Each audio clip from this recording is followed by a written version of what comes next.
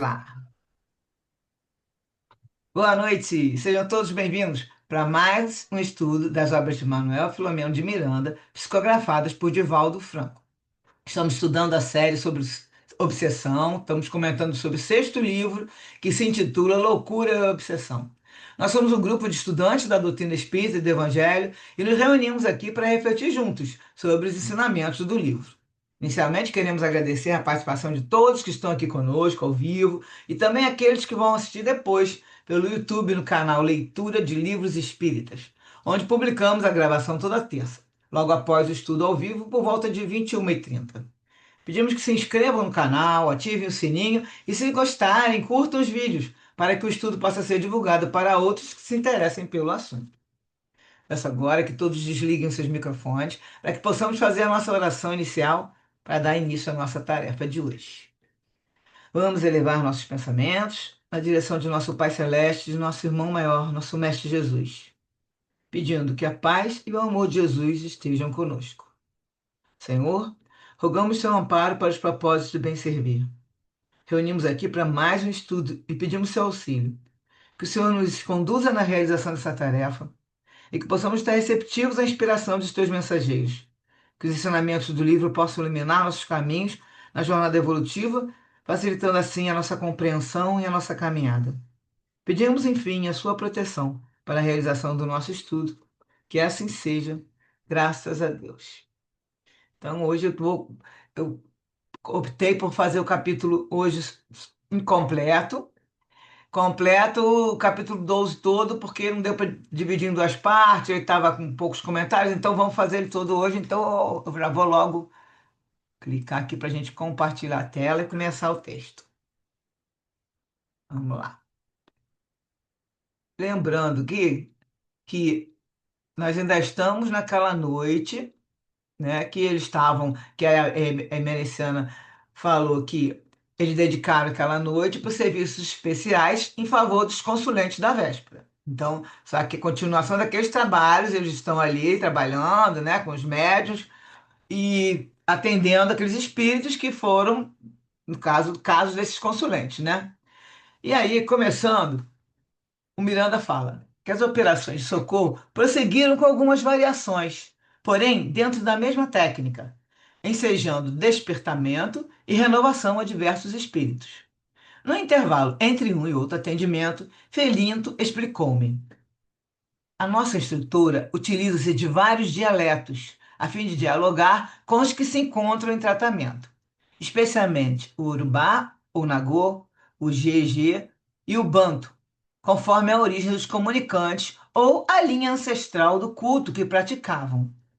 Com ligeiras variações, o conceito sobre o espírito Exu é sempre referente à perversidade, desobediência e, quando em tarefa especial, faz recordar um policial que tem acesso pela sua força aos redutos ignóbeis da marginalidade. E aí a gente traz aqui a observação que o Exu é uma espécie de mensageiro, para relembrar, né? Que faz a ponte entre o humano e o divino. E muitas vezes é descrito como sendo travesso, fiel e justo.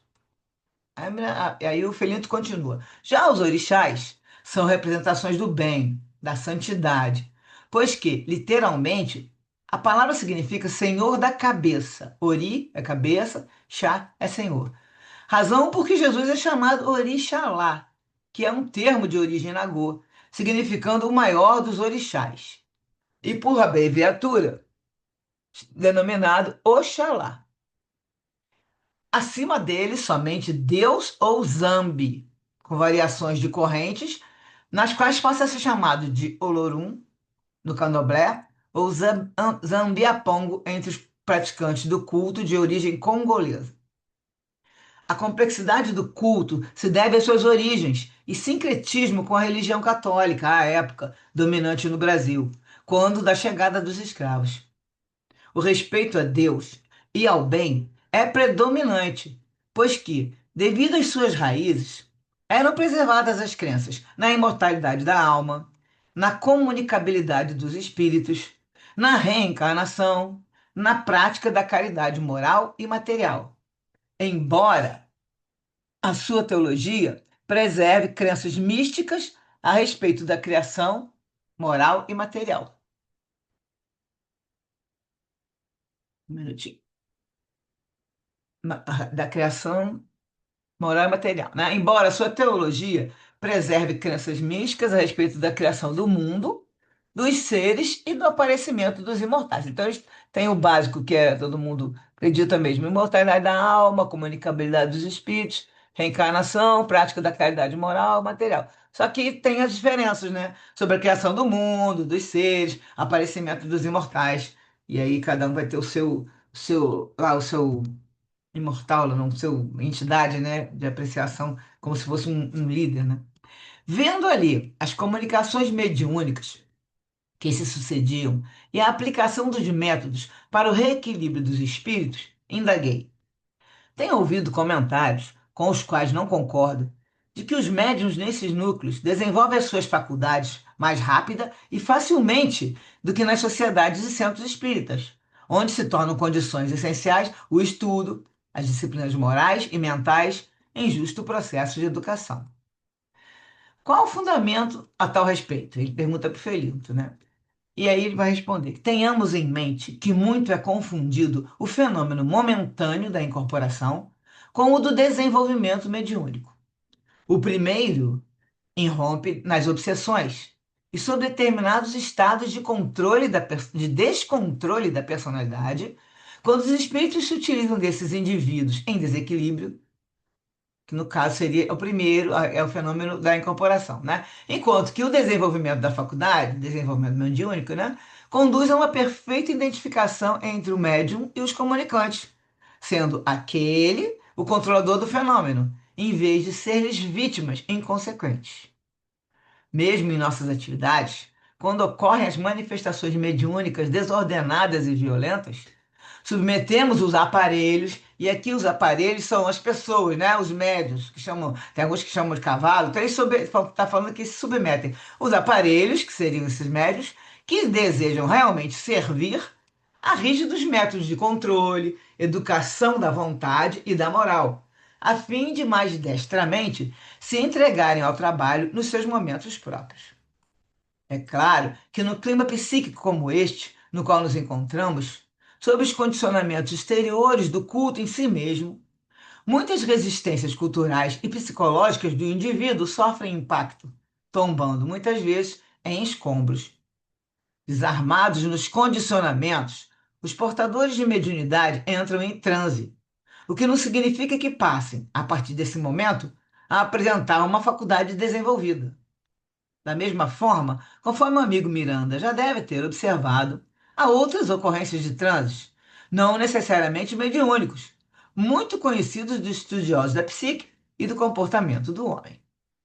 Carece, pois, de fundamento aquela afirmação, que resulta de apressadas e errôneas conclusões. Aí o Miranda vai falar. A mediunidade, vai concluir, né? A mediunidade é faculdade muito delicada, cuja função se encontra nos recônditos do ser, a expressar-se por fenômenos muito complexos, que não pode ser consumida de um para outro momento.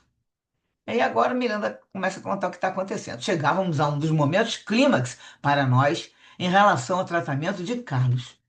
Naquele instante, foram trazidos à roda pela irmã emerenciana dois médiuns em estado de receptividade, enquanto, do recinto em que se encontravam retidas as entidades, partiram com agressividade incomum uma jovem negra, que amaldiçoava o rapaz, e um ser Exu, de imediato incorporando-se nos sensitivos que os aguardavam já em meio transe. Então, os dois espíritos, um em cada, incorporaram em cada, né, dois médios, a jovem negra em um e o ser Exu em outro, já que já estavam em meio transe. A benfeitora segurava a cabeça de cada médium com uma das mãos, aguardando o que ia suceder. Ambos, em verdadeiro paroxismo, que seriam os espasmos, né, dominaram as faculdades mediúnicas, num transe de alta agitação, e intentaram libertar a cabeça da mão, que se lhe chumbavam poderosamente. Com ímpar destreza, a dirigente acompanhava-lhes os movimentos, enquanto as feições dos médiuns se alteravam, completando a transfiguração horrenda. Em dialeto bando, a mulher gritou estentórica e cruel: Eu sou uma pomba-gira, ou bomba-gira, né? Que o desventurado infelicitou. Venho atrás de seus passos há mais de uma centena de anos, e agora que o encontrei, não haverá misericórdia nem compaixão para com ele. Estacionando no mal que me fez, sou a representação feminina do mesmo mal que cobra, gota a gota, o suor do sofrimento experimentado. Nenhum poder me deterá. Eu sou invencível e movimento as forças do ódio que me nutre. A face da médium refletia com perfeição o fenômeno transformador, com o aspecto da tradição demoníaca, faltando-lhe, naturalmente, alguns detalhes que a comunicante se permitia o luxo de manter em espírito. A cena, se não fosse pelo trágico de que se revestia, pareceria burlesca, repelente. Quando fez uma pausa, o outro exclamou, não com menor estardalhaço, no mesmo dialeto. Ele é meu e ninguém o vai roubar de mim. Quem se atreve? Eu sou o diabo. Quando enunciou a última frase, carregada de força magnética, vimos que assumiu as características pelas quais o diabo se fez conhecido pelos homens, em razão da mitologia religiosa ancestral. As duas entidades enfrentavam-se no círculo de forças mentais em descontrole. A irmã emereciana retirou as mãos de sobre os médiuns e acompanhamos um espetáculo deprimente, evocativo das lutas terrestres. Apesar de retidos na roda humana, que se movimentava ao som da música e dos cantos, afastaram-se e, de regular distância, distenderam as mãos dos médiuns, em verdadeiro confronto de poder, que nos chocou pelo inusitado e pela violência. Recitando palavras cabalísticas, o dito Exu atirava dardos de tom vermelho forte, que a outra rechaçava com as mãos espalmadas, como se fosse um escudo metálico. Por sua vez, ela irradiava da mente uma energia escura e pegajosa, que o outro diluía com o tipo de fluido que usava. Eu me encontrava desconcertado quando o Ferindo me acudiu esclarecendo. Assim agem os que se consideram fortes na sua terrível fraqueza. A barreira entre o mundo dos homens e o nosso é muito tênue. Para esses litigantes, a barreira quase não existe, pois que eles são mais físicos, imantados pelas vibrações materiais, que manipulam com habilidade mais, mais do que as espirituais, como seria de esperar-se. Esteja tranquilo, tudo está sob perfeito controle, pois não cai uma folha da árvore que não seja pela vontade do Pai. A luta se prolongou por quase 10 minutos, durante os quais ambos os combatentes se exauriam. Por sua vez, os médios, que se desgastavam igualmente, eram sustentados pela concentração das pessoas do círculo, que eram como se os médios de apoio, que a gente chama de médios de apoio, né? Fixadas mentalmente no ritual. Então, estavam ali se concentrando, fixados no ritual, que lhes servia de apoio. E isso servia para os médios de apoio psíquico e emocional. Inesperadamente, a entidade feminina deu um grito estridente e desmaiou, sendo a médium amparada por dois cooperadores da casa, apostos certamente afeitos a essas operações espirituais. Estando a dormir e exteriorizando tremores das convulsões que a assaltavam, a infeliz obsessora foi conduzida a outro recinto, onde eram recolhidos os recém-atendidos, e a sensitiva foi retirada do círculo, igualmente levada à parte posterior da sala para refazimento. O vitorioso externava o júbilo entre gargalhadas e exibicionismo, porque a outra caiu, né? Aí ele falou, eu ganhei, né? Sem a menor preocupação, a diretora espiritual aplicou-lhe o tratamento já referido com o outro da mesma categoria, que a gente já viu no outro capítulo, né? Que era o mesmo que estava se dizendo como Exu. Ela aplicou o mesmo tratamento e vimos-lo estorcegar-se e bradar inutilmente, até que se lhe desfez a máscara ideoplástica sob a qual ocultava a própria desdita, entregando-se a esgares de alucinado. Sob forte indução hipnótica da mentora, rendeu-se ao sono e foi recambiado para o recinto onde já se encontravam os demais. A mesma providência feita com o anterior foi aplicada ao médium, que lhe facultou a incorporação. Então, dou uma paradinha no texto aqui e vamos fazer os comentários. Então, o primeiro comentário foi em relação a esse trecho aqui que o Felinto fala. Tenhamos em mente, porque ele está respondendo Miranda sobre a história de médiuns que estudam ou não estudam, né? E aí o Felinto vai falar, tenhamos em mente que muito é confundido o fenômeno da incorporação, né, com o desenvolvimento mediúnico. Então os comentários trouxeram alguns trechos que se falou que o fenômeno mediúnico é uma condição própria da nossa realidade como espíritos imortais, porque a faculdade mediúnica se encontra íncita na criatura humana, tal qual nossa inteligência e nossa razão. Então, todos temos inteligência, temos razão e uma faculdade mediúnica, que pode ser ostensiva ou não, e cada um com seu grau. Essa faculdade mediúnica, que seria o fenômeno, ele é a condição para realizar, mas a pessoa com a faculdade mediúnica que a gente vai realizar, né? Ela é a aptidão, a capacidade natural, orgânica, inerente a todo ser humano, em maior ou menor grau, que permite a comunicação entre o mundo material e espiritual. O fenômeno mediúnico é a ocorrência prática, o fato concreto, a manifestação em si, que acontece através da faculdade mediúnica, quando esta é utilizada. Estudar a mediunidade é, acima de tudo, ampliar a nossa consciência reencarnatória.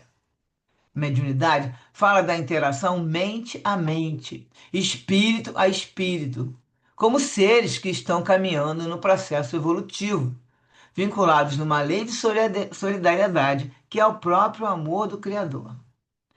À medida que nós vamos fazendo uso do nosso livre-arbítrio e nos comprometendo perante as leis divinas, nós também nos comprometemos perante o outro.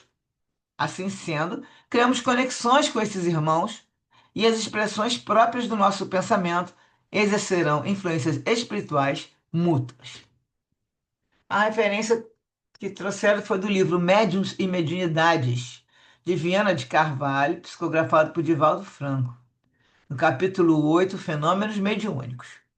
Então vai falar que a mediunidade é a conquista espiritual do homem no seu processo evolutivo, a manifestar-se através da organização física.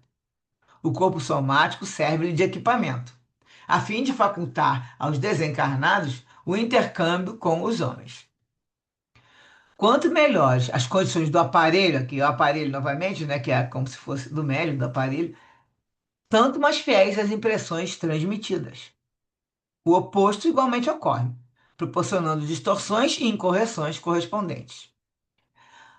A fonte emissora projeta as vibrações com limpidez, que o médium capta. Então, o espírito projeta as vibrações, o médium capta e traduz conforme as suas capacidades moral, cultural e emocional. O pensamento do comunicante é captado pelo médium através da lei de afinidade fluídica e passa por estágios diferentes. De início, a captação sensorial, na qual a mente registra a ideia e as sensações do espírito, passando-as pelo campo da memória, que fornece as palavras para vestir as informações e externá-las. Ao médium, cumpre entender, em estado ou não de consciência, de lucidez espiritual, o sentido da ideia captada, a fim de transmitir, na fase intelectual, com o próprio, ou o vocabulário do agente desencarnado. E aí ele vai escrever, ou, né, que seria psicografia, ou falar, que seria psicofonia. E isso com a clareza e fidelidade necessária. Então ele capta a ideia para ele transferir, ou com a própria, com a própria fala dele, que ele fala que na ideia é captada, mas transmite com fase intelectual do próprio, ou o vocabulário seu, ou do agente desencarnado, que é o caso da Meliciana, né, que usa muitas vezes a linguagem desses dialetos. E ele pode escrever psicografia ou fazer psicofonia.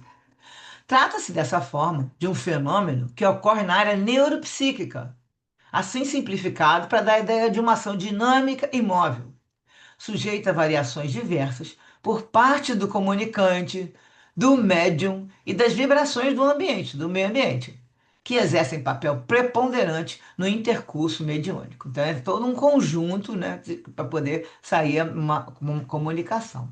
A harmonia de pensamentos e vibrações faz indispensável para a fidelidade nas comunicações espirituais. Por isso que se fala muito que o conjunto, né, dos médios na sala, na reunião mediúnica, na reunião de desobsessão, essas reuniões específicas, tem que estar todo mundo em harmonia de pensamento e vibrações, né? Uma observação foi de comentário é que o médium em relação a essa história de trazer sem estudo ou não, o médium deve ter o controle do transe mediúnico e não ficar sob controle da entidade, que é mais ou menos o que a gente viu ali nesse relato que teve, que vão e correm, e um joga a energia no outro, e levanta e roda. E aí, nesse caso, os médios não estão usando o seu controle para poder, né, manifestar o que a entidade quer, mas de qualquer maneira, esse é um outro local e eles utilizam essas, aqui como falou aqui, que é uma ação dinâmica e móvel, é outro tipo de atividade, né? Então, ele tem que ter o controle do trânsito para não ficar sob o controle da entidade. Continuando no capítulo desse livro, os fenômenos mediúnicos, qual ocorre com os demais, são regidos por leis severas, que se não submetem aos caprichos ou às circunstâncias vigentes, nos lugares onde se deseja obtê-los. Então, não é qualquer lugar que você vai fazer um fenômeno mediúnico. A equipe mediúnica e ao instrumento cabem responsabilidades que devem ser cumpridas a favor do êxito que se pretenda. Por outro lado, a organização neuropsíquica do médium aciona amplos equipamentos que se devem ajustar, produzindo uma aura de harmonia, como efeito de vários fatores, assim favorecendo ao desencarnado os recursos para equilibrar a comunicação. Assim, pois, todo um contingente de recursos e valores se somam para que os fenômenos mediúnicos na Terra tenham lugar com elevação e critério a benefício dos espíritos e dos homens. Então vamos dar uma paradinha aqui para os nossos comentários e ver sobre as dúvidas com vocês.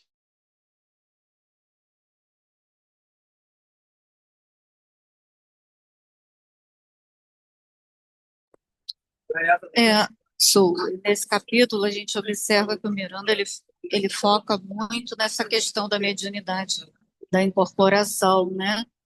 Colocando a importância da educação mediúnica, né? Para que a gente não dê palco para o desequilíbrio, né? Aí, no caso, ele dá um exemplo, mas é interessante, é importante que a gente compreenda, né? Aquele que utiliza-se da mediunidade, né? Porque tem muitos irmãos, os irmãos encarnados, que desconhecem, né, até o fenômeno e se deixam, né, é, incorporar. Às vezes acontece assim, em situações até bastante desagradáveis, vexatórias. Por quê? Por falta da educação mediúnica, por falta de uma religiosidade, de uma compreensão do que acontece, né? Então, e aí desencadeia uma série de outras questões, né? Problemas até emocionais, físicos, psiquiátricos.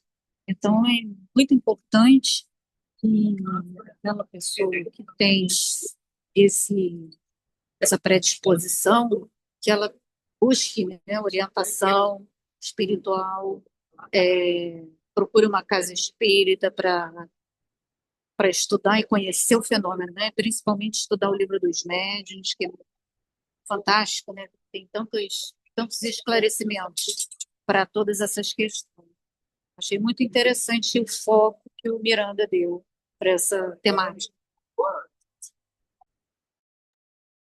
Porque na verdade ele pergunta pro Felinto sobre essa, que vou estou dizer, né, que as pessoas chegam nessas casas e já começam a trabalhar, né, que a gente sempre fala e escuta essas coisas também sobre a pessoa já chegou e lá já no centro tal e começou a trabalhar, não estudou nada, né, não fez nenhum nem assim o início de entendimento. Então aí ele fala, é verdade, né, em que se baseia isso de falar que ele que a gente tanto confirma que tem que ter o estudo, tem que ter a prática.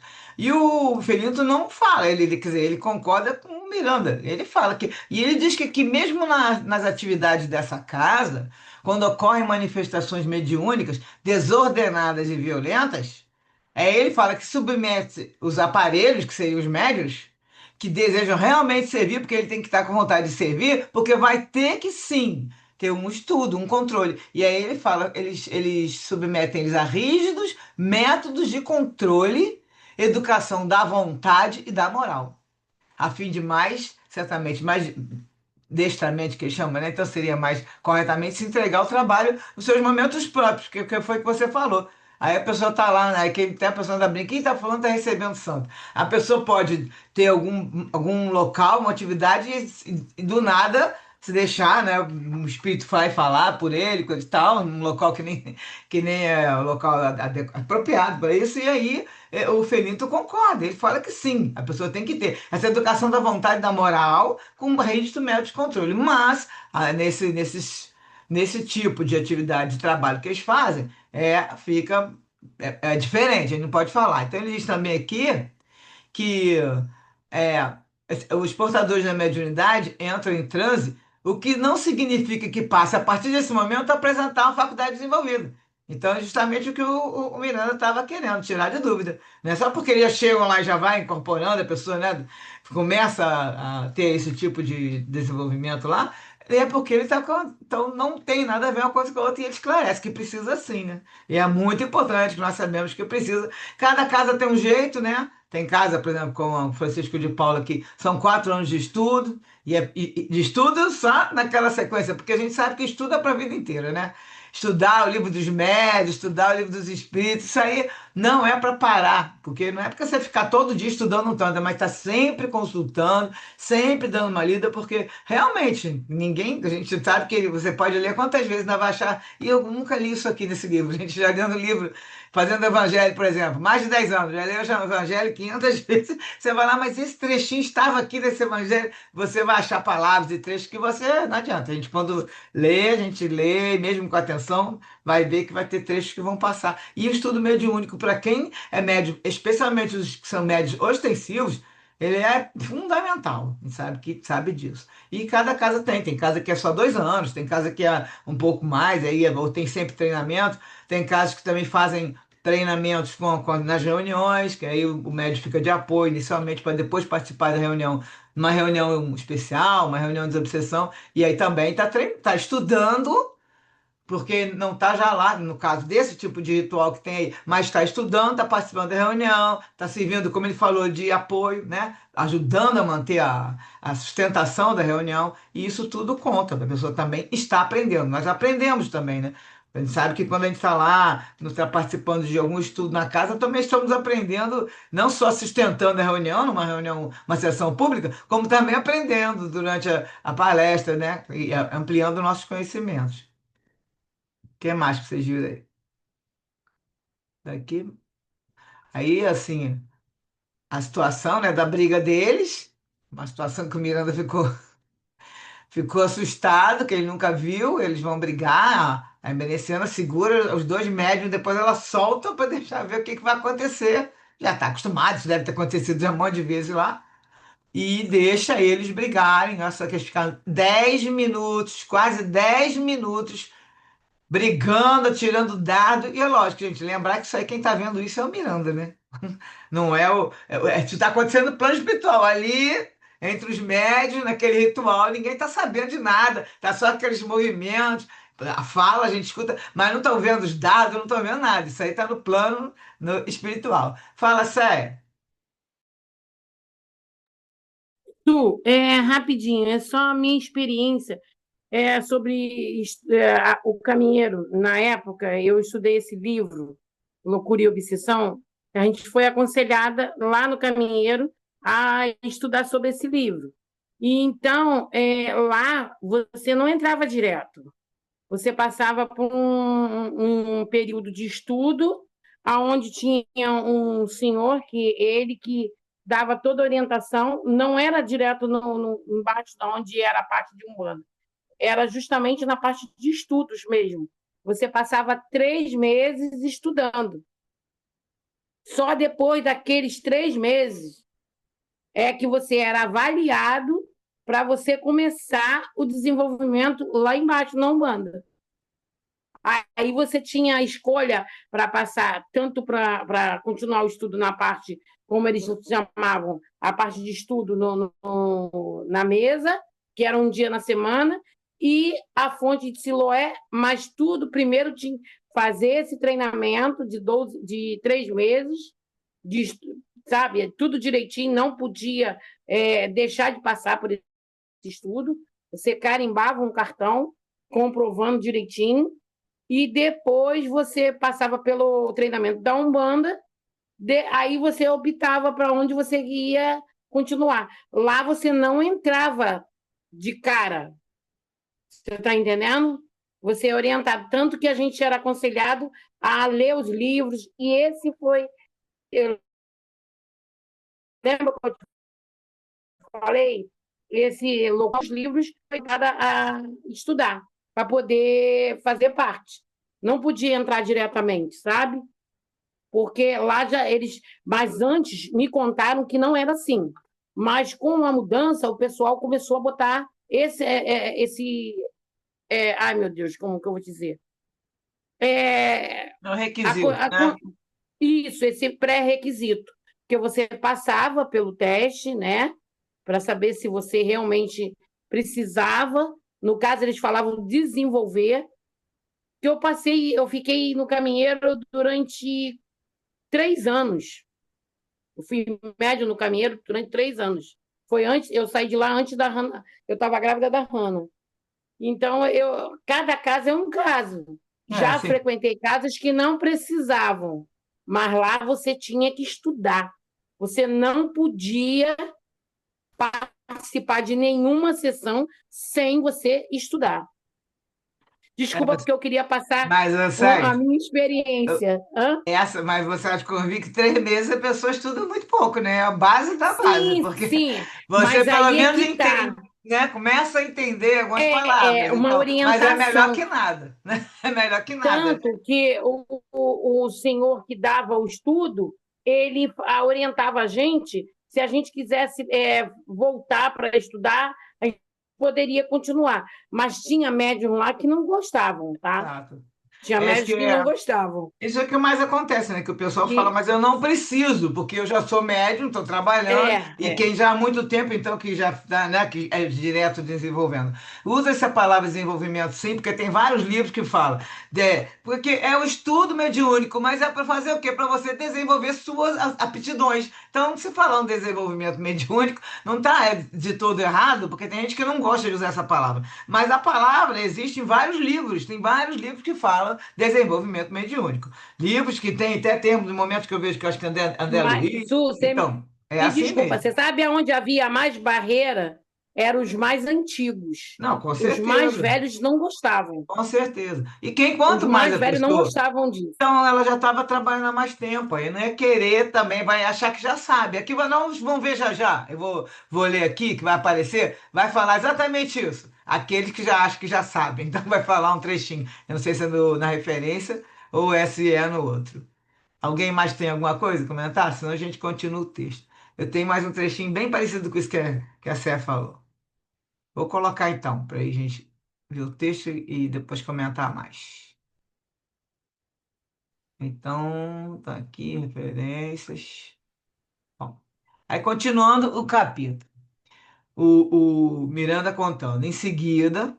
Depois que separou cada um, né, acolheu esses espíritos, eles foram para uma sala e os médiuns também foram para outro local. Em seguida, a enérgica e bondosa irmã Emericiana convidou os protetores espirituais da reunião, daquela casa, né, a trazerem a sua palavra amiga por meio de cada sensitivo. Então, ela chamava o benfeitor, o protetor espiritual, e ele falava por intermédio do médium, fazia psicofonia e iam fazendo as considerações. Aí o Fernando vai explicar. É a operação limpeza.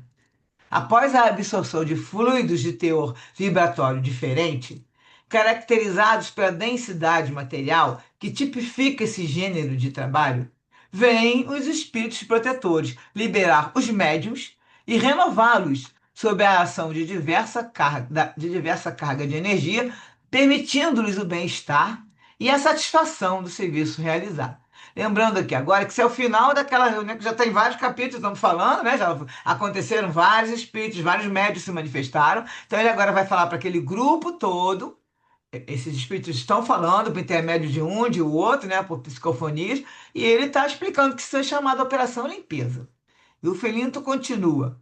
Aplicando-se o alto passe, eram retiradas as cargas fluídicas perniciosas enquanto outros, de qualidade superior, vitalizavam os cooperadores. Ah, isso aqui é o Miranda que está falando, porque aqui você vê que foi o Felindo, aí agora o Miranda está explicando que foi. Aplicando-se o alto passe, eram retiradas as cargas fluídicas periciosas, enquanto outras, de qualidade superior, que seriam os espíritos, os benfeitores ali, protetores, eles vitalizavam os cooperadores encarnados.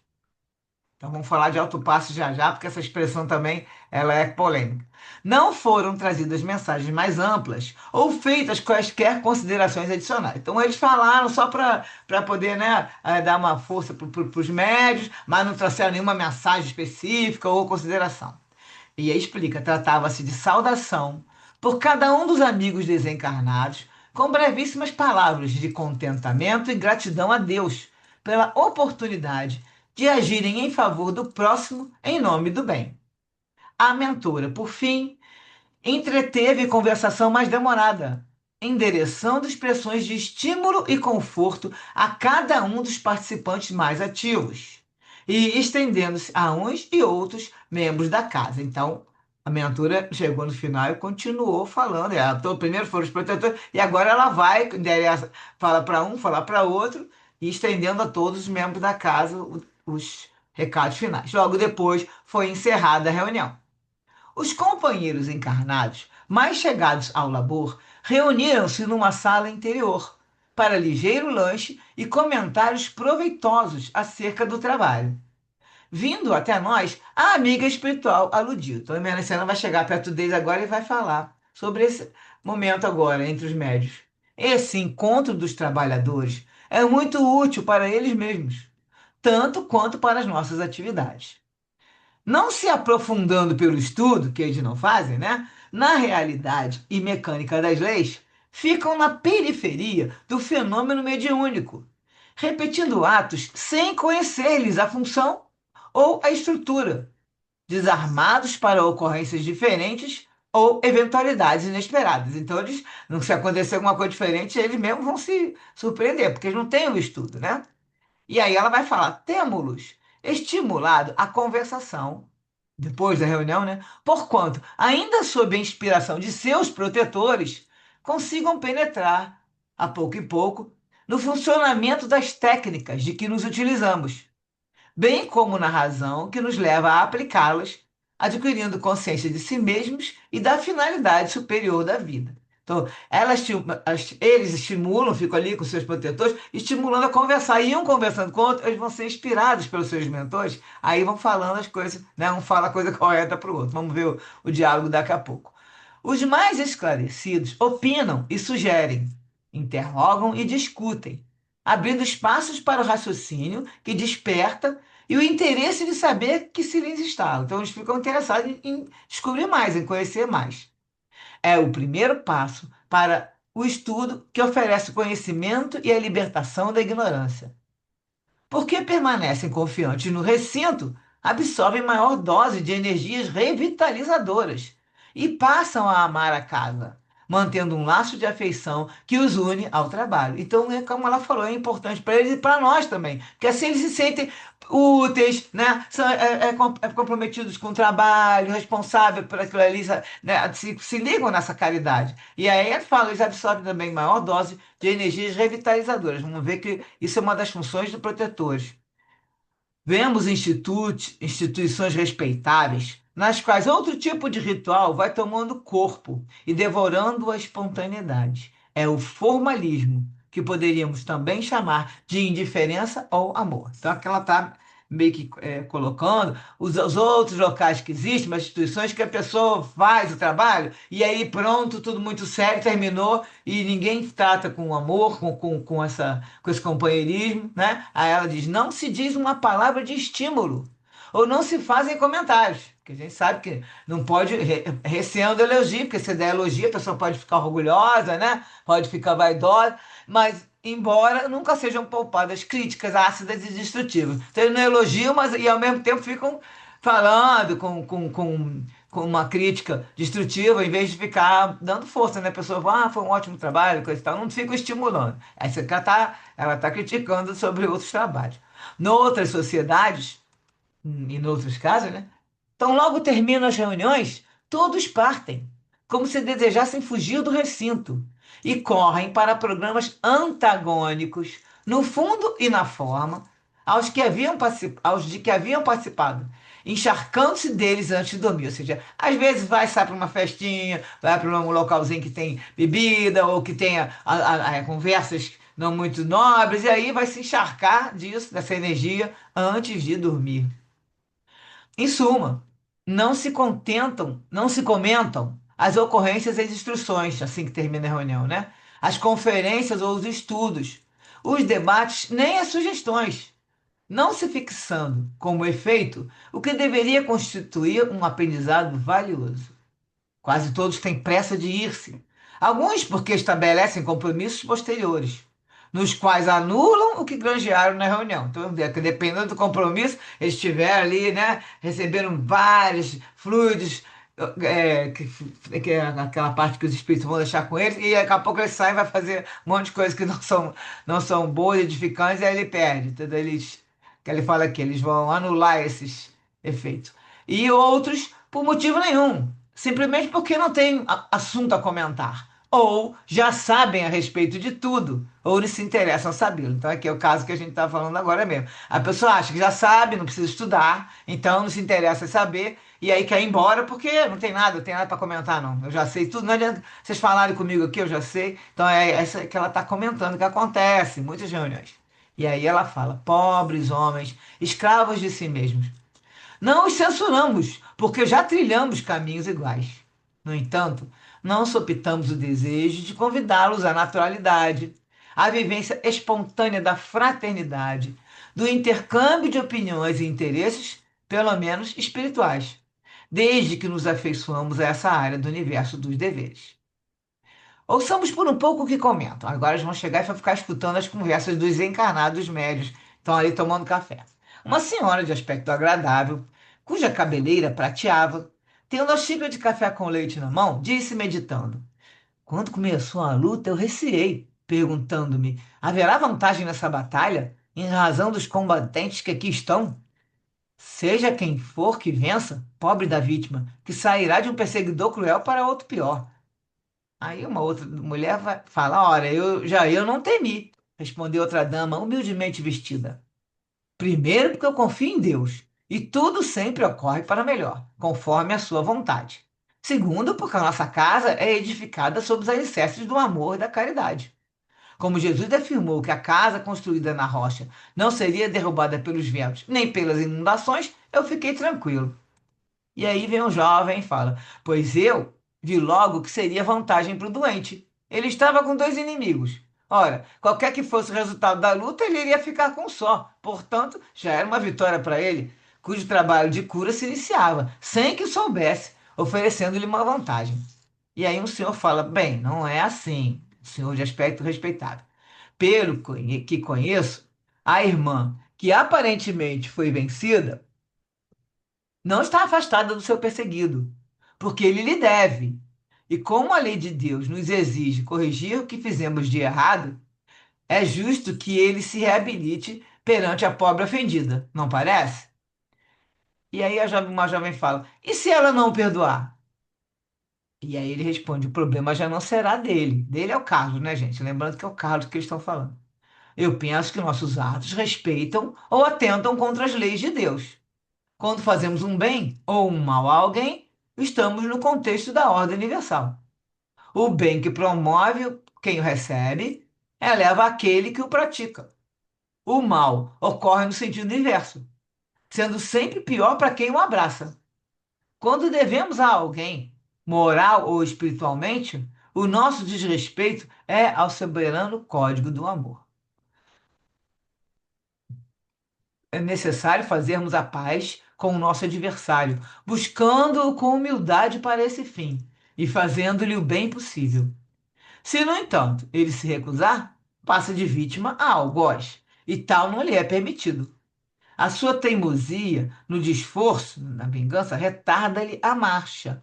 Mas isso não impede que o arrependido avance. Então ele está colocando, se ali no caso, o obsessor, não quiser perdoar, ele pode até continuar, teimando. Agora, só que se o encarnado tá fazendo tudo que pode, né? Tá ali tentando, se esforçando para se melhorar. E aí o obsessor pode ficar com a marcha retardada, mas o arrependido vai avançando. Ou seja, aquele que está tentando se melhorar em todo sentido, ele vai continuar a avançar na sua jornada.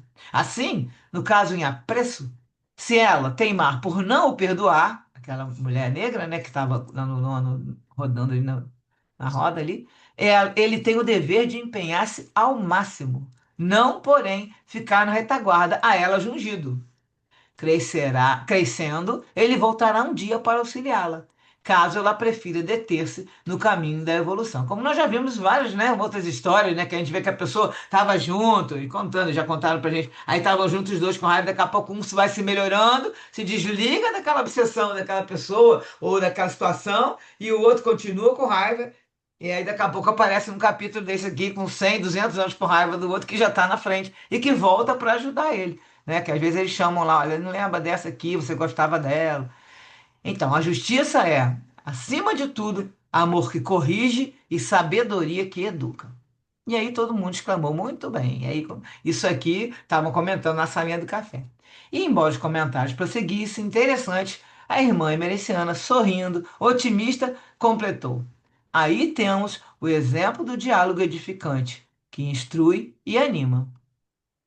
E aí o Miranda falou que, embora identificasse ser o cavalheiro um homem esclarecido, com muito bom senso, esse cavalheiro, notei que, ao responder à jovem, ele fora inspirado pelo nosso Felinto, que participava com outros obreiros espirituais da casa na edificante conversação. Então, cada um estava junto de um médium para um falar, ter a inspiração de conversar e ter a inspiração de falar uma coisa mais correta, né? Assim já estavam aprendendo um com o outro, né?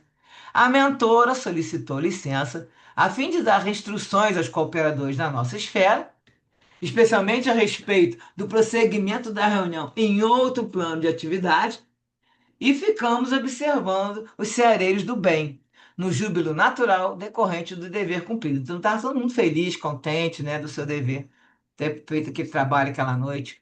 Os espíritos que não puderam ser atendidos ficaram sob assistência própria, e aqueles que se haviam comunicado permaneciam, na quase totalidade, a dormir, descarregando o psiquismo das altas tensões longamente mantidas. Indígenas e africanos desencarnados movimentavam-se em silêncio, desincumbindo-se dos trabalhos especiais para a sua capacidade, cônscios da providencial utilidade do seu concurso. Enquanto isso, percebemos a chegada de mais criaturas que eram encaminhadas a uma saleta próxima à entrada. E Eufelinto vai esclarecer. São companheiros encarnados que vêm pedir ajuda, logo que se desprendem do corpo pelo sono físico. Como isso já estava adiantada a hora, por volta de mais de meia-noite, as pessoas já estavam dormindo e indo para casa, se desprendendo, né? E indo para casa, da casa que já eram ligados a ela, né? Vinculados à nossa casa, para que acorrem automaticamente, ou são trazidos pelos seus protetores espirituais, a fim de receberem auxílio. Como o amigo sabe, o sono retém ao corpo os intoxicados por interesses mesquinhos ou os impele aos redutos de atração pessoal, conforme a faixa mental a que cada um se fixa. Ao chegarem, são conduzidos a um atendimento que seleciona as questões a que se prendem. Então, normalmente passa para uma outra triagem, vão conversar lá com seus mentores, né? E vão ser encaminhados depois à nossa instrutora ou a outros amigos, de acordo com a preocupação que os aflige. Todos recebem, conforme a nossa capacidade e o merecimento deles, orientação e reconforto, para poderem desincumbir-se das provas e compromissos a que se encontram submetidos, para poder aliviar o coração deles, né? O amor sempre dispõe de recursos e mais cresce quanto mais se doa. Esse intercâmbio é-lhes muito salutar, porque ficam registrados no inconsciente e os conselhos recebidos, que lhes afloram como sonhos, mais ou menos claros, de acordo com a lucidez pessoal. Não fosse tal socorro, e tombariam em outros círculos inferiores, nos quais seriam submetidos a aflições e amarguras, refletindo-se-lhes em forma de pesadelos perturbadores, ficando-lhes matrizes mentais para o pessimismo, a revolta e outras mazelas, como é muito comum. O intercâmbio espiritual, conscientemente ou não, é resultado das afinidades morais e afetivas entre os espíritos em ambos os planos da vida. Então a gente sabe sempre que, dependendo da nossa sintonia, nós vamos para um local ou para outros, né? E aí ele fala que nesses círculos inferiores, a gente sabe que existe até brigas e tudo, e a pessoa acorda como se fosse, né, sentindo como pesadelo, e aí com revolta, com pessimismo, na corda pior do que foi dormir. Os membros da atividade mediúnica retiravam-se, e face do adiantado da hora, que já passava muito da meia-noite. Seus semblantes estavam assinalados pela paz e esperança. Então agora vamos para referências. Quando o Felindo fala que é a operação limpeza, aplicando o autopasse, eram retiradas cargas fluídicas perniciosas, enquanto outras, que no caso seriam vindo dos benfeitores ali, dos protetores espirituais de qualidade superior, vitalizavam os cooperadores encarnados. Vamos ver algumas passagens, porque existe uma polêmica aí de se usar esse nome autopasse, porque diz que a gente não tem que falar que é autopasse, que o passe ele vem, né, ele vem de um outro espírito, ou ele vem para alguém que vai ministrar o passe em outro. Então tem uma polêmica, mas o uso é mais como uma referência, como vão colocar aqui. Por exemplo, no livro No Invisível, Leon Denis. Pode, ele fala no trechinho, pode assim, a pessoa, pela automagnetização, então ele não fala passe, mas seria a mesma coisa, né? Tratar-se a si mesma, descarregando com o auxílio de passes ou de fricções os órgãos enfraquecidos, impregnando-os das correntes de força desprendidas das mãos. Isso é Leon Denis que fala. Vamos ver André Luiz no livro Conduta Espírita, capítulo 28. Quando oportuno, adicionar o sopro curativo aos serviços do passe magnético, bem como o uso da água fluidificada, do alto passe ou da emissão de força socorrista à distância através da oração. Então, ele também usa esse termo. E o Miranda, no livro Loucura e Obsessão aqui, que está falando a mesma coisa que nós vimos agora, aplicando o alto passe, retirando essas cargas perniciosas, também com com as outras cargas, os outros fluidos dos cooperadores encarnados. Isso aqui foram indicações que eu vi em outra referência. Agora também vem colocação de como realizar autopasse. Isso aqui, gente, é mais ou menos é um método que se usa de cura, né? O pessoal vai fazer essas meditações. Pode ser esotérico, espiritualista, seja o que for, mas serve também como uma maneira da pessoa pensar na cura. E quanto mais a pessoa pensa que está doente, mais ela fica, né? Nós sabemos disso. Então, aí coloca-se uma sequência de, vamos dizer, procedimentos, aí, de atitudes que você pode fazer para realizar o autopasse. Então, a preparação é você se colocar no local calmo, respirar fundo, elevar seus pensamentos. Então, é mais ou menos a mesma sequência para você fazer uma meditação, né? Confiando no amparo dos bons espíritos. Então, você pode chamar o seu mentor, ficar ali, dar uma relaxada e se concentrar. A fazer uma oração sincera, solicitando auxílio e uma limpeza energética. Seja auxílio, uma cura, uma limpeza. Se você estiver sentindo dor num órgão, você começa a pensar naquele órgão ali, pedindo alívio da dor, né? E aí você pode, aí no caso, continuando, eles colocam aqui, mentalização. Mentalize ou visualize, porque também o Divaldo até faz uns cursos sobre meditação, né? Para a pessoa se curar, meditação para cura, que também tem o termo de visualização criativa. Isso já existe há muitos anos. Eu já li livros desse, mais de 30 anos. Eu tenho até um livro desse que chama Visualização Criativa, quando a pessoa está visualizando várias situações que ela quer para a vida dela. Então, você pode visualizar uma luz vindo do alto, em volta de você. Você pode colocar lua, cor nessa luz. E o amor envolvendo o seu corpo. E os seus centros de força, que seriam os chakras. Né? Ou você pode ir desde da coroa, do centro, do alto da cabeça, e ir descendo o seu corpo, visualizando aquela luz te envolvendo, indo nas áreas que estão doloridas, que estão afetadas, que estão doentes. Tudo isso faz parte dessa sequência que está sendo chamada de autopasse. Você pode chamar do jeito que quiser, mas é uma maneira de que a pessoa faça essas visualizações, essas meditações para a cura. Não é necessário fazer movimento com as mãos, Por exemplo, quem faz reiki, né, já estudou reiki, tudo, tem os movimentos com as mãos, utilizando algumas palavras que tem aquele daquele ritual. Para quem quer fazer reiki, a gente aprende e você utiliza. Aí faz o movimento e continua fazendo a posição das mãos nos órgãos. Mas aí tem esse conceito. Se concentre na prece, no amor e no desejo de equilíbrio, no desejo de cura. A gente não pode focar na doença. Pode pensar, ah, está doente aqui, né? Não, aí esse meu órgão está bom, minhas células estão boas. Começa a conversar com as células e fala, o meu estômago agora funciona perfeitamente, né? E aí a pessoa vai colocando palavras positivas para aquela situação.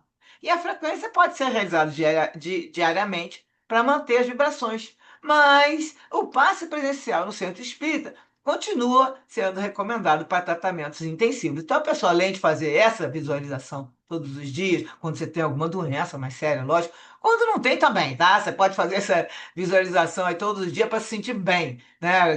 Quanto mais a gente tem idade, mais a gente acorda com dor aqui, dor acolá, então não tem problema algum você fazer essas visualizações, essas meditações. E se a pessoa tem um tratamento mais intensivo, que é o ideal, ir até a casa espírita para receber o passe presencial, que seriam os fluidos também dos espíritos, né? Naquele caso especificamente, pode o passe misto, que está ali também a oração do médium que está ministrando o passe, junto com aquele fluido do espírito que está irradiando para a pessoa que está recebendo o passe.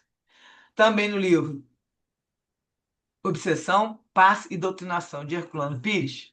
Quer dizer, na verdade, agora um esclarecimento em relação a essa história de não se usar o termo autopasse, né? Então, os passes que foram, no caso, depois começam a estudar e um monte de livro, e aí cada um tem o seu modo de pensar. Aqui é uma colocação do Herculano Pires, que ele fala que os passes padronizados e classificados, ou seja, aqueles livros inteiros que tem vários tipos de passe, cada um de um jeito, eles derivam de teorias e práticas mesméricas, ou seja, a época do mesmer, do magnetismo, né?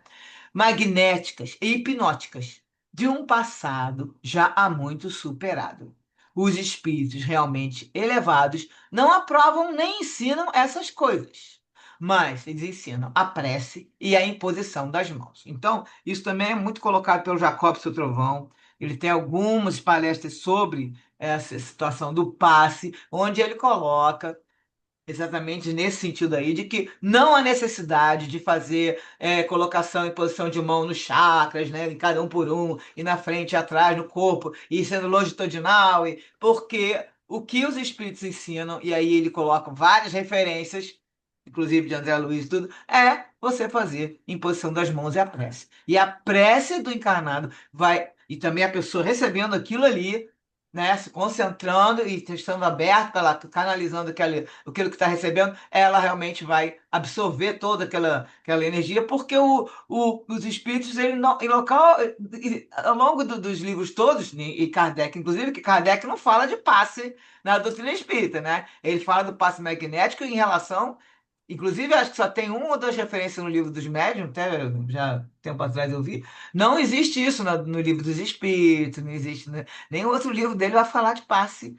Passe espírita, não existe. Existe passe magnético, porque ele vinha do mesmo, né? Estudou 35 anos magnetismo, que ele fala que de práticas mesméricas. E aí ele coloca isso sobre esse passe magnético. Só que no Espiritismo, aí surgiram vários outros livros, com várias outras colocações, como fala aqui, passe padronizado e classificado. Então, essa aqui, o Herculano Pires traz esse texto, e essa expressão autopasse, que aí é uma das argumentos que se colocam para não usar essa expressão, transmite a ideia equivocada de que nós mesmos podemos pegar a energia dos bons espíritos em qualquer momento que quisermos e dar o passe em nós mesmos, através de métodos ritualísticos que são totalmente desnecessários e contrários aos ensinamentos espíritas. Os espíritos superiores explicam que não é preciso tocar e nem movimentar os braços em locais específicos para realizar o passe.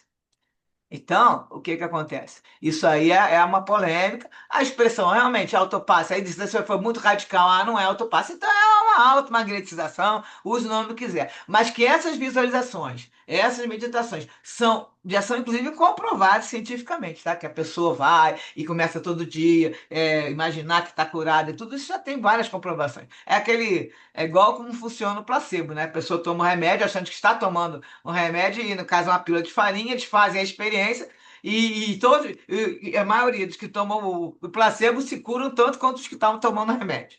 Então, essa aqui é uma polêmica para a gente conversar depois.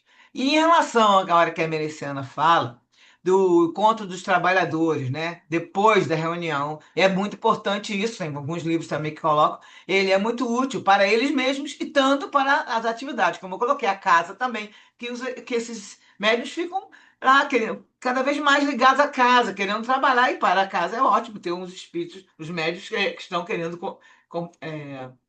contribuir, né, para o trabalho. No livro Reuniões Mediúnicas, do projeto Manuel Filomeno de Miranda, que é o projeto que tem lá na Casa do Caminho, são vários, são alguns médiuns que trabalham e escreveram esse livro em conjunto.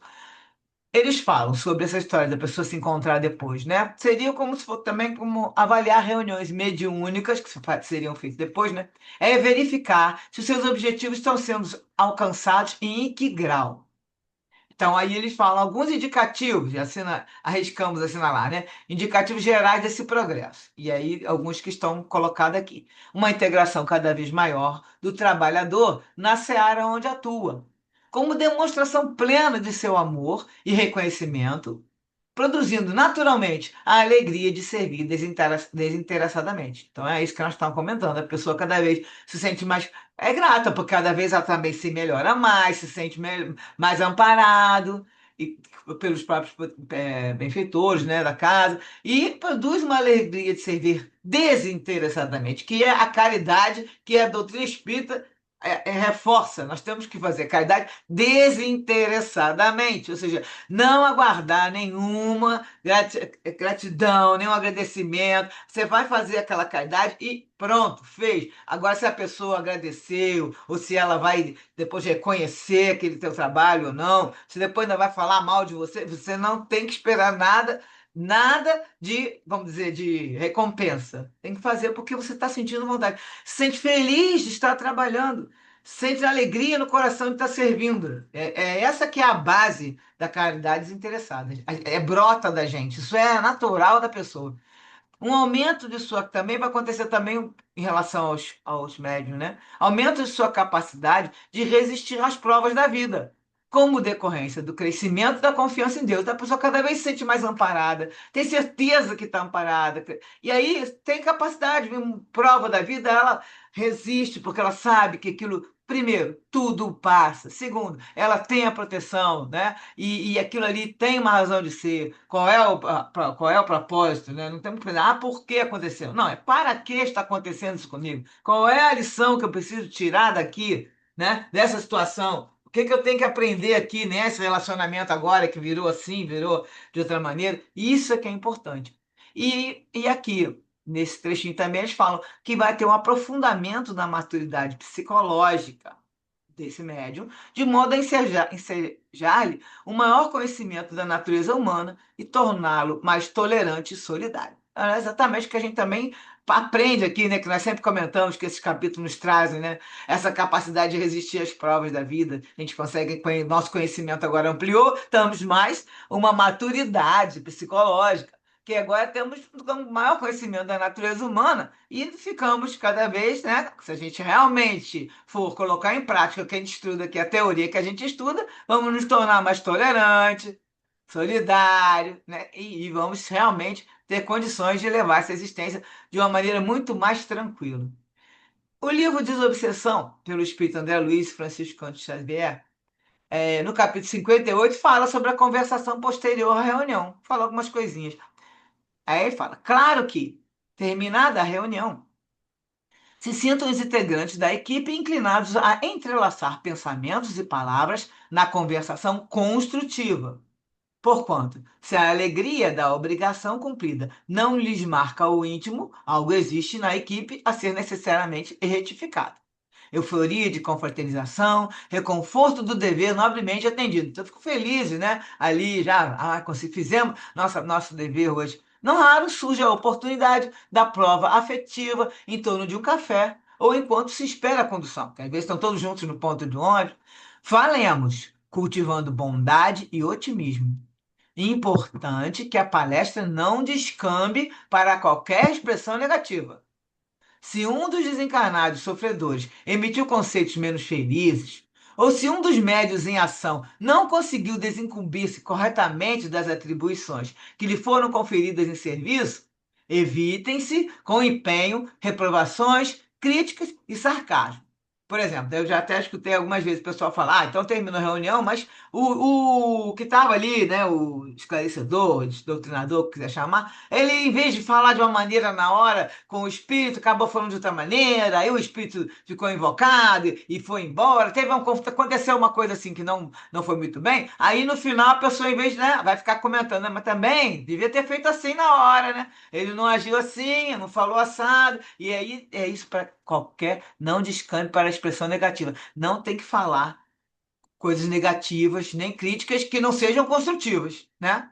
Compreendamos que uma equipe para a desobsessão se desenvolve, se aperfeiçoa com serviço e tempo. Então, para essa equipe ficar coesa, se demora tempo. E algum comentário desairoso, destacando deficiências e males, constitui prejuízo na obra do progresso e na consolidação do bem.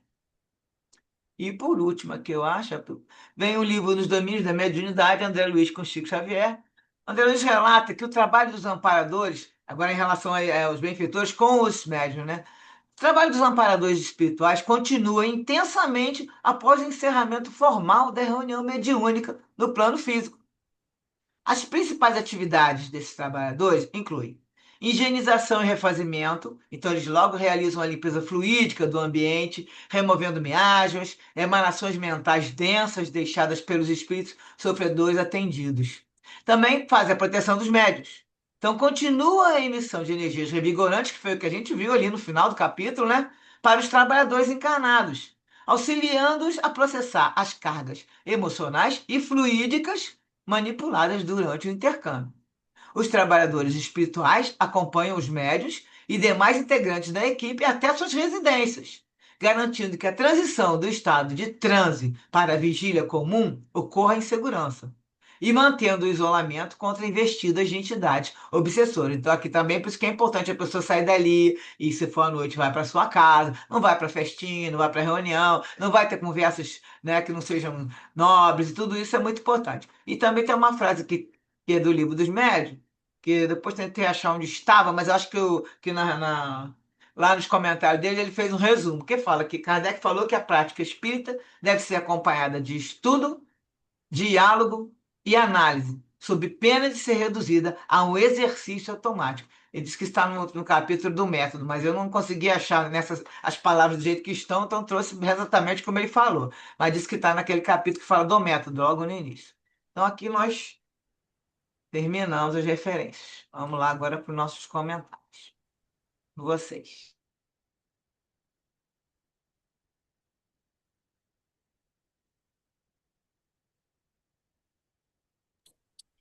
Sobre as casas espíritas, essa questão de tomar cuidado de não elogiar, né, para não evidenciar a vaidade, beleza. Mas acontece muito também as críticas destrutivas em muitas casas, né? E isso desmotiva, porque existem, assim, você até não entende muito, né? Por que que a pessoa tem um mau humor? Tem algumas casas, né? E sempre tem um trabalhador e tal, que tem um mau humor gigantesco, tem uma grosseria, uma agressividade com as pessoas que afasta, né? Acaba que a pessoa está ali voluntária, né? Todos são voluntários, inclusive a pessoa que está de mau humor, né? Mas aquelas pessoas que estão ali na boa vontade de aprender, né, de se desenvolver e desenvolver a sua mediunidade para servir, acabam desistindo, né? Porque não tem um estímulo. Porque o que a gente tem que fazer? Incentivar positivamente, que a pessoa não desista, né? Erros acontecem e muitos, mas todos somos humanos, somos passíveis de erro.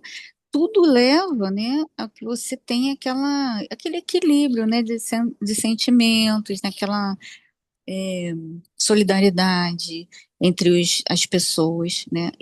E não essa agressividade, as críticas destrutivas. Então, tem muita casa que ainda tem esse pensamento arcaico, né, de ensinar na base do porrete, né, que não tem nada a ver, né? Então, eu achei interessante falar sobre isso, porque são coisas que têm sido faladas nas palestras, né? Muitos palestrantes conhecidos têm falado sobre as mudanças que precisam ter nas casas espíritas, né? Porque aquela coisa muito rígida não está trazendo, não está atraindo o interesse das pessoas, principalmente os mais jovens, né?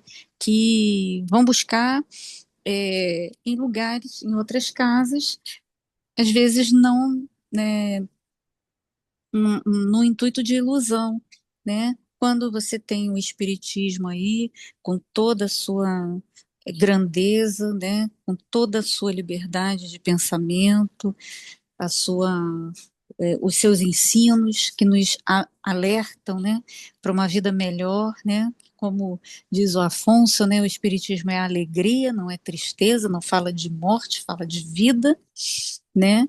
Então, o desenvolvimento da gente, né, quando a gente entende, né, que existe uma vida futura, né, que tudo que a gente faz tem consequências, quer dizer, as pessoas mudam seu padrão vibratório, né?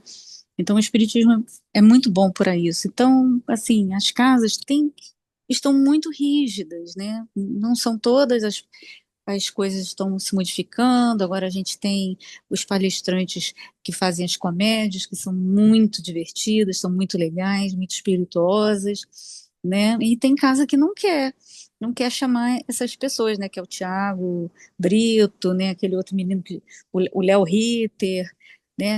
Aquele pessoal que gosta de fazer o stand-up comedy, né? Espírita.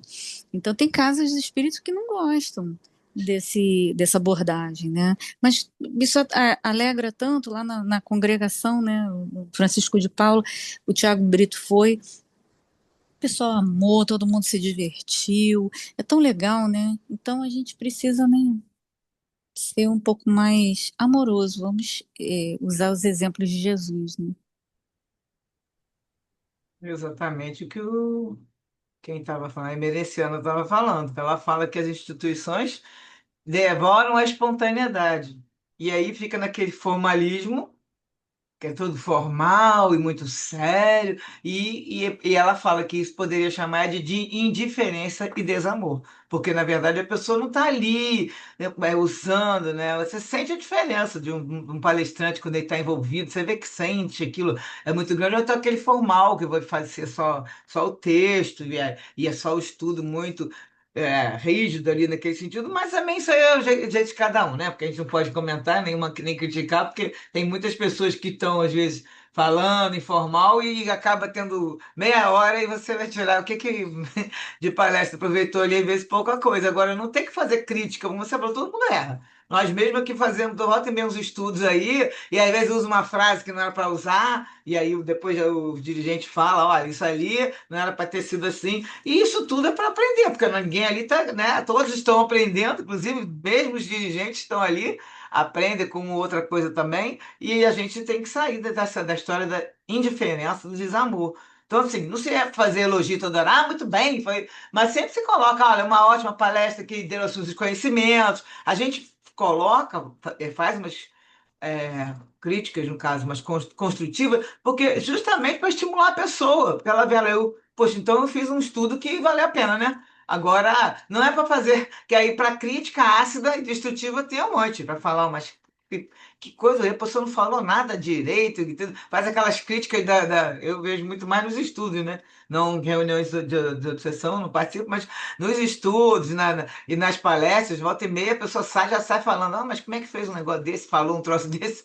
E aí a gente, cada um tá com o seu, né, vamos dizer, a sua maturidade espiritual, absorve da maneira que tem que ser, porque tem gente que está precisando escutar aquilo daquele jeito que foi falado. Então a pessoa vai lá, sem um jeitinho simples, falou uma coisinha que foi fácil, a pessoa absorveu e ela precisava escutar aquilo para ela poder compreender uma outra coisa. Já o outro quer uma coisa mais elaborada, então fica naquela mesma coisinha do dia a dia. Deus é Jesus, é amor, não sei o quê. A pessoa fica ali, mas tem muita gente absorvendo muito mais quantidade de conhecimento e de, vamos dizer que até os próprios mentores estão ali trabalhando nela, né? Porque está mudando a sintonia da pessoa, aí ela está recebendo a influência, ela já está recebendo, inclusive, a gente sabe, né? Tratamentos, está sentada ali na plateia, já está sendo tratada, às vezes tem que ser feita cirurgia, como já comentamos aqui, no minuto que ela vai para o passe, ela já está bem mais aberta para receber aquele passe com toda.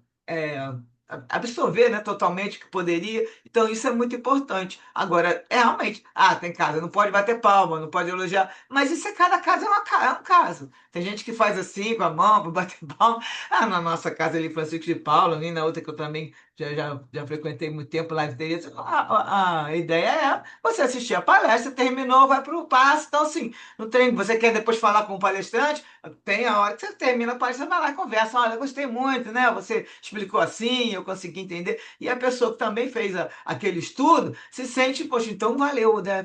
Ficou claro, né? Foi bom a palestra da pessoa, conseguiu absorver. O mais importante é que a gente consiga passar o recado daquele estudo. Né? Não adianta você falar, e aí a maioria sai dali, nem tu não se tocar nem um pouquinho no coração. Não é para dizer que vai se modificar a sua vida, mas que alguma coisa toque o seu coração, a gente já, né, já fica feliz. Puxa vida, hoje a pessoa escutou uma palavra que fez ela refletir de novo. No dia seguinte ela vai fazer um negócio, ela vai ler mais daquela palavra, vai falar, mas eu já escutei que não é bom fazer isso. E aí já muda um pouquinho, né?